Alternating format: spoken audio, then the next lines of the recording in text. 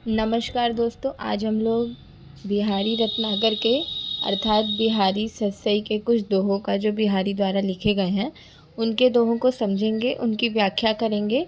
और ये किताब है बिहारी रत्नाकर जो श्री जगन्नाथ दास द्वारा लिखा गया है और इन्होंने बिहारी सतसई के ही दोहों का संकलन अपने इस किताब में किया हुआ है।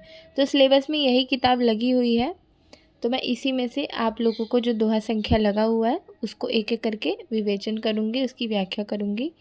थोड़ी बहुत व्यस्तता है मेरी भी काम की, इस वजह से मैं अभी संपूर्ण वीडियो तो नहीं ला पा रही हूँ, पर थोड़ा थोड़ा करके एक दिन में या 2 दिन में आप लोगों को तक मैं वीडियो पहुँचाने का प्रयास करूँगी। तो वीडियो के अंत तक बने रहें, चैनल को सब्सक्राइब कर दें, वीडियो को लाइक कर दें। तो ये है उनका पहला दोहा बिहारी रत्नाकर की जो ये किताब है जगन्नाथ द्वारा लिखी गई। इसमें पहला दोहा है, मेरी भव बाधा हरो राधा नागरी सोई, जातन की झाई परे श्यामु दुति हरि होई। अर्थात यहाँ आप देख सकते हो कि ये अपनी किताब का श्री गणेश कर रहे हैं इस दोहे के माध्यम से। मतलब आप जानोगे समझोगे तो काव्य शास्त्री जो परंपरा थी वो रीति काल में बहुत ज़्यादा ही प्रचलित हुई, बहुत ज़्यादा विकसित हुई। कहा भी जाता है कि रीति काल में 3 तरीके के कवि माने जाते हैं, एक तो रीतिबद्ध, रीतिमुक्त, रीति सिद्ध।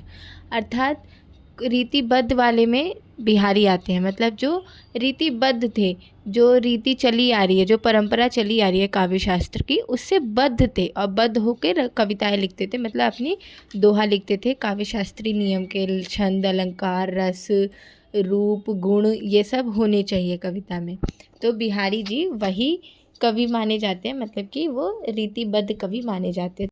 तो यहाँ पर जो उनका ये दोहा है ये मंगलाचरण की तरह है, मतलब मंगलाचरण करके उन्होंने ये दोहा लिखा है और अपने इष्ट देव अपनी राधा रानी से वो प्रार्थना कर रहे हैं कि राधा रानी, जिसकी जो तुम्हारे तन की झाई पड़ने से, लिखा हुआ है ना, जा तन की झाई पड़े श्याम हरित तुति होई, मतलब कि जिसकी छाया पड़ने से जो हमारे श्री कृष्ण हैं, जो श्री चंद्र हैं, वो हरे रंग के प्रतीत होते हैं, हरे रंग के प्रसन्न हो जाते हैं। प्रकृति भाव होता है ना हरा रंग का, तो वो हरा रंग मतलब कि वो बहुत प्रसन्न हो जाते हैं। तो वही कह रहे हैं कि जब आप कृष्ण को ऐसे कर सकती हैं, जो श्री कृष्ण हैं उनको ऐसे कर सकती हैं, तो आप कृपया करके मेरी भी बाधा हर लीजिए, मेरी भी जो विघ्न आ रहे हैं, जो कष्ट आ रहे हैं, उनको हर लीजिए। और आप इसका एक दूसरा अर्थात भी मंगलाचरण से ले सकते हैं कि वो ये कह रहे हैं कि मैं अपने रत्नाकर, अपने बिहारी सतसई की शुरुआत करने जा रहा हूँ, तो राधा नागरी जो पूरे नागरी जो बाधा को हर लेती है, पूरे ब्रह्मांड को, पूरे संसार की बाधा हर लेती है, वो मेरी भी बाधा हर के मेरी इस रचना को सफल बनाए। तो इसका यही यहाँ पे अर्थात है और ये बहुत ही आसान है, आप इसको पढ़ेंगे तो आप लोगों को समझ भी आ जाएगा। और ये दोहा बहुत ही इम्पॉर्टेंट है क्योंकि ये परीक्षा में अवश्य ही पूछा जाता है, तो ये आप लोगों को याद ही रखना है। और जो मैंने अभी आपको समझाई आप लोग अपनी कॉपी में लिख लीजिएगा। अगला दोहा है 8वां नंबर। ये दोहा है, हो रीझी लखी रिझियो छबीली छबीले लाल, सोनजूही सी होती दुति मिलत मालती माल। यहाँ आप देख सकते हैं कि ये एक श्रृंगार या रस, मतलब श्रृंगार रस जो है वो इसमें दिख रहा है।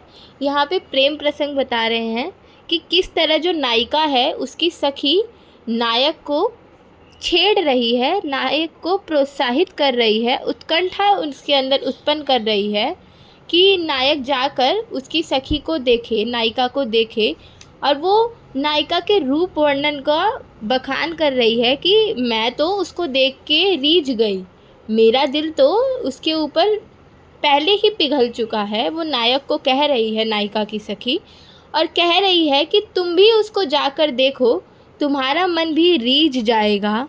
वो आभा है उसके अंदर, वो प्रेम है उसके अंदर, वो मालती है उसके अंदर, तुम खो जाओगे। तो यहाँ आप देख सकते हैं श्रृंगार रस की प्रधानता है। यहाँ पर बिहारी किस प्रकार नायिका का खूबसूरती का वर्णन कर रहे हैं। अगला दोहा है, झीने पट में झुलमिली झलकती ओप अपार, सुरतरु की मनु सिंधु में लसती सपल्लव डार। मतलब यहाँ आप देखेंगे कि यहाँ पे फिर जो बिहारी हैं वो श्रृंगार रसी दिखा रहे हैं, यहाँ पे एक नायिका के शरीर का वर्णन कर रहे हैं और ये उनकी एक विशेषता है। जब आप विशेष लिखेंगे तो आप हर दोहे में ये डाल सकते हैं कि श्रृंगारिकता का वर्णन है, कवि बिहारी एक श्रृंगारिक कवि हैं, तो आप ये लिख सकते हैं। ये हर दोहे के लिए, मतलब दोहा आ जाए भक्ति वाले को छोड़ के आप और में ये सब लिख सकते हैं। तो ये पढ़ के ही समझ आ रहा है कि किस तरह जो एक नायक है वो जो झीन पट से फूटकर निकलती हुई नायिका है, मतलब वो अभी अपने यौवन से गुजर रही है, मतलब उसका बाल काल निकल चुका है, अब वो अपने यौवन अवस्था में आ चुकी है और उसके शरीर का, उसके रूप का वो वर्णन कर रहा है। उसको देख के वो कैसे उस पर मोहित हो गया है और नायिका के शरीर की झलक से रीझ कर वो नायिका का स्वागत कर रहा है जो नायक है। और वो उसको कह रहा है कि ऐसा लग रहा है कि मानो कल्प वृक्ष की पल्लव से तुम निकल कर आई हो, समुद्र के विशाल भंडार से तुम पल्लवित हुई हो और तुम इतनी सुंदर लग रही हो। यहाँ सिंधु लिखा है, मतलब कि आप कह सकते हो कि वो समुद्र के विशाल वृक्ष में से, समुद्र के विशाल रूप में से वो निकलकर एक कली सी नायिका निकल कर आई है। तो आप यहाँ पर देख सकते हैं कि कवि बिहारी ने किस तरीके से नायिका का नक्शिक वर्णन किया है, उसके यौवन रूप का वर्णन किया है। अगला दोहा देखते हैं, 20 नंबर है इसका। अजो तरियो ना ही रह्यो श्रुति सेवत इक रंग, नाक बास बेसरी लहो बसी मुकुतनु को संग। अर्थात यहाँ आप देख सकते हैं श्लेष अलंकार का प्रयोग हुआ है। यहाँ पे कवि ने 2 अर्थ बताए हैं, मतलब इस माध्यम से उन्होंने 2 अर्थों को बताया है। पहले तो आप देखेंगे तरियोना का मतलब होता है कान का आभूषण और नागबास बेसरी का मतलब है नाक का आभूषण। तो यहाँ कवि ये कह रहा है कि कान में तो तुमने इतने बड़े बड़े, पहला अर्थ बता रही हूँ मैं यहाँ पे, कि कान में तो तुमने बड़े बड़े जो झुमके पहन रखे हैं वो अच्छे तो लग रहे हैं, परंतु जो नाक बास तुमने पहन रखी है, मतलब कि जो तुमने नाक में नथनी या झुमका, नाक का जो होता है वो तुमने नाक में जो पहन रखा है, उसकी वजह से तुम्हारी जो कान की शोभा है वो दिख नहीं रही है। कान का जो तुमने पहना है वो दिख नहीं रहा है, उसकी वजह से वो शोभा ढक जा रही है। और यहाँ पे जो दूसरा अर्थ है वो ये है कि जो तुम कान में, श्रुति लिखा हुआ है ना, कान वेद, मतलब कि कानों से जो वेदों का ज्ञान ले रहे हो, इन्होंने कटाक्ष किया है उन लोगों के ऊपर जो पाखंडी होते हैं, जो धर्म के नाम पे गलत काम करते हैं, चाहे वो किसी भी धर्म के हों।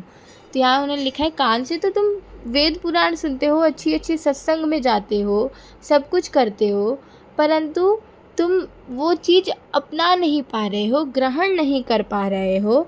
तुम वेदों का तो सेवन करते हो, तुम हर चीज़ों से मुक्त होने की बात करते हो, परंतु तुम कभी भी स्वर्ग में निवास नहीं कर पाओगे अगर तुम उसको अपने उसमें नहीं उतारोगे, मतलब कि अपने जीवन में उस चीज़ को नहीं उतारोगे। तो क्योंकि यहाँ पे लिखा है ना नाकबास, तो इसका एक और अर्थ होता है कि जहाँ स्वर्ग में निवास होता है उसको कहते हैं नाकबास।